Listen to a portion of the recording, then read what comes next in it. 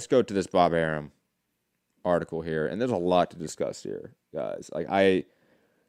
There's several topics here to take away, several different things to discuss.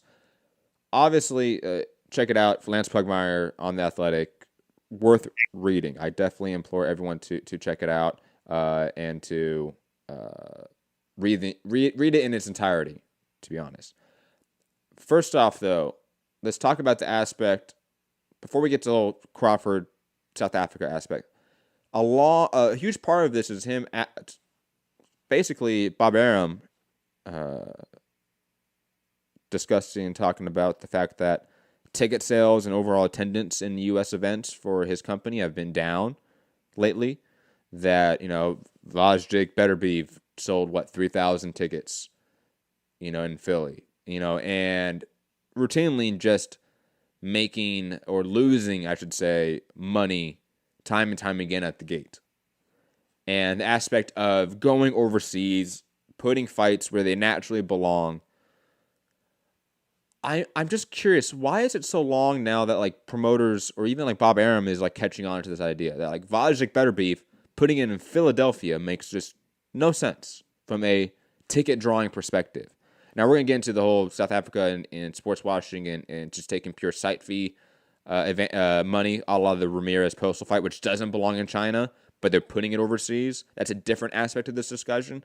But the aspect of, or the angle of, should fights be put in the U.S. market artificially, or should foreign fighters that aren't in the U.S. market, be put in their regional markets and be built there?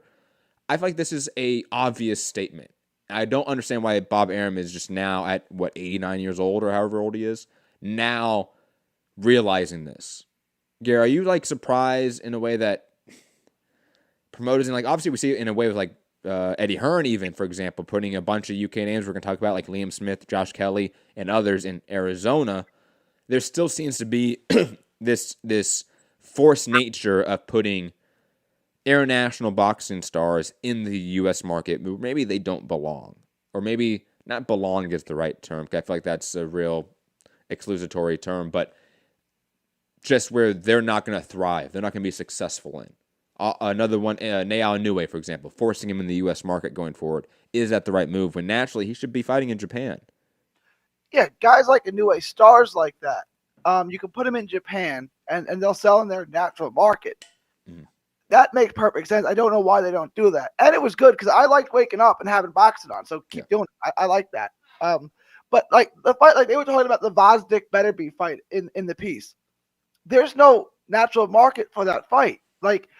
I don't know how much money people in the Ukraine have, how many people can afford a ticket to a fight like that.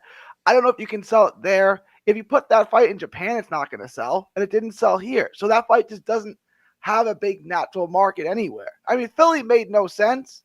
I mean, they could have tried Chicago again, but how often can you keep going to that well? Why has Germany not a? I mean, obviously, Klitschko showed that non-German stars can make Germany a second home in Europe if you're Eastern European descent, right? Obviously, Klitschko being Ukrainian made Germany a bedrock of his success. He became a superstar internationally because of the backing of Germany, in a way, in Germans, and him selling out 50,000 people stadiums over and over again in Germany.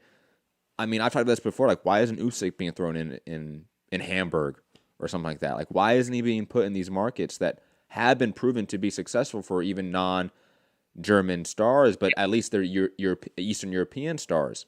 I mean, obviously, UK names being forced in the UK market. I mean, in the US market that don't necessarily belong. James DeGale, Carl Frampton, for example, I thought at times were forced in the US market when they didn't need to be.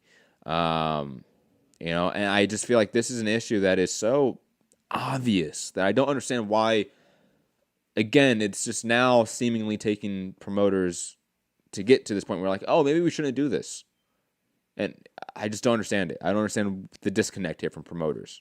Do you understand it? Is it just purely US TV is number one, so therefore they're thinking that in that framing, and most of the corporations we're talking about in this industry are U.S. corporations, so therefore the framing is always from a U.S. perspective. Is that just purely it?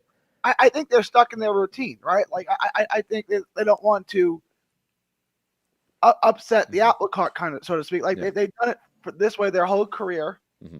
They're rich off of it. Why do I want to change it now? But you're right. I mean, boxing's not football, right? Like football, you can put anywhere and it'll sell. Boxing's not that way. You have to be smart with where you put it. And again, like, who says boxing has to be on at Saturday night at 11 o'clock at night or 9 o'clock your time? Who says that? Like, why can't we try it on a Thursday or Saturday? Mm-hmm. Or a Sunday afternoon when it's not football season? Like, why can't you try different? Why does it have to be Saturday night at 11 o'clock? It doesn't, right? Mm-hmm. So, I would say when Usyk has a smaller fight, a Witherspoon type fight, put it in Chicago. When he gets a big fight, try. If it's not going to sell in Vegas, try it in Germany. Yeah, because we can probably talk about now. You can probably get a huge site fee for, let's say, a Usyk Pulev fight. Imagine that for like a vacant belt or something like that, or like Usyk Chisora in Hamburg or Berlin. You don't think it does extremely well in those markets? I think it does. It does, right? You can't do it every time because eventually you'll get. But if you do it once a year in Germany, it'll sell. You can't put every decent fight in Germany thinking it's going to sell. But once in a while, you put an Eastern European in Germany, it'll do fine. It'll do better than it will in Philly. You know what I'm saying? Lomachenko's another name that I've been racking my mind for years. Why has he never been in Eastern Europe and had a fight there? The guy is a international superstar. Like, in terms of online metrics, if we cover Loma topics, I do look at like demographics and like countries and where we get views. Obviously, like Pacquiao fights, Pacquiao topics, Philippine numbers and percentages goes up drastically. It will go from 1% of our viewers to 10% of our viewers. That's a huge jump. Loma is like that for Ukraine, Germany, Eastern European countries, Poland. Those countries all of a sudden become registered on our YouTube page as a percentage of our demographic when we talk about Loma. There is an audience there. It's obvious. You can't really tap into it from a U.S. TV, ESPN perspective, but I guarantee you this: put on ESPN Plus, because you've already put Loma on ESPN Plus. You can do it again. Put him in Germany. Put him in Ukraine. Put him somewhere. Maybe Poland. I know the UFC has gone to Poland several times and been successful. And try to do something out of the box, And you can get a big site fee. You can do what you're doing with Ramirez Postal, which is just sad because those guys aren't of the Chinese market at all. But they found a big site fee.